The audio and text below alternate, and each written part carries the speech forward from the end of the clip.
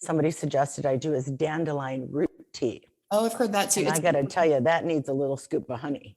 It's bitter. Next question. And I'm going to switch it up. I'm going to go to Brandon because he's in the audience. Brandon, hello.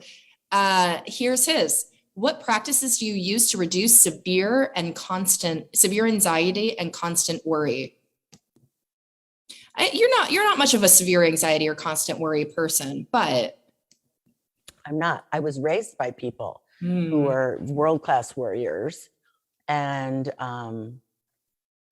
so it's in my bloodstream, if you will. It's in my DNA a little bit, where I can be like, "Why am I worried about that? What am I worried about that for? Let's not worry about that." So it's been a lot of practice on realizing that all is well.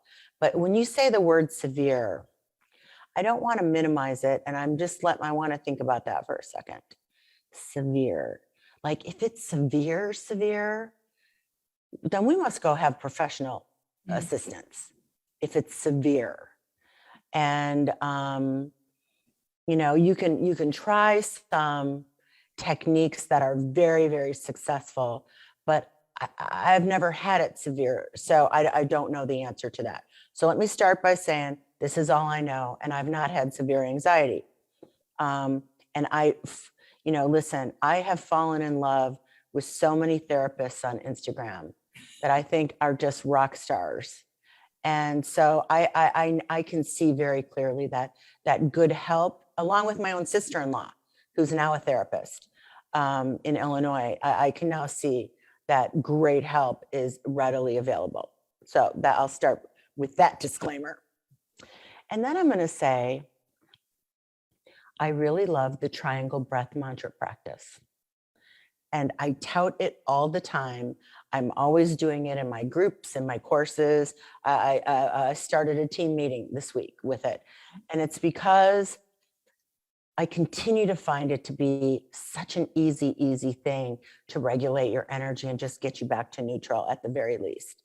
So a triangle breath is you sip through a straw, hold it, and then blow it out like through a straw. So there's a little bit of effort. There's a little bit of energetic efforting, like 5, hold for 5, and release for 5. And you're making a triangle. You inhale for 5 counts, you hold for 5 counts, you exhale for 5 counts. And before I start that, close my eyes, I get comfy. I do a little big deep breath, sigh it out, just moving that energy, kind of telling my body, calm down, sit down, you're about to do an important practice.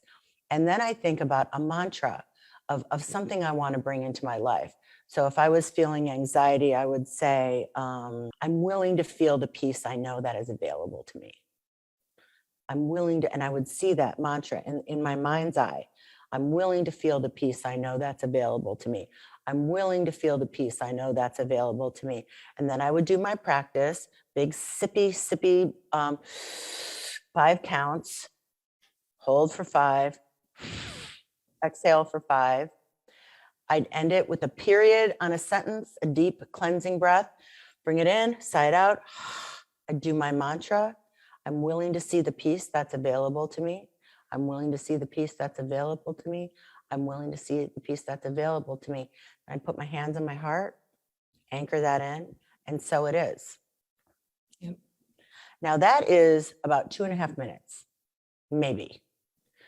And you can do that once an hour if you're in severe anxiety. You can do that 3 times a day, 4 times a day. Set your little alarm on your phone. Boom, got to do my triangle breath mantra meditation practice. And what happens is, over time, like anything you practice, the minute you sit down and take that first big breath in, your body just knows where to go. Back to neutral, back to center, calm myself down. And from an emotional point of view, you feel a little cared for. You feel a little tenderness toward yourself. You feel a little looked after. And then there's a little sense of calm. And when that calm comes, you sit with that calm. Oh, I love this calm. I love this calm I'm feeling. I'm feeling very regulated. I'm feeling very calm. So that is the best way I know.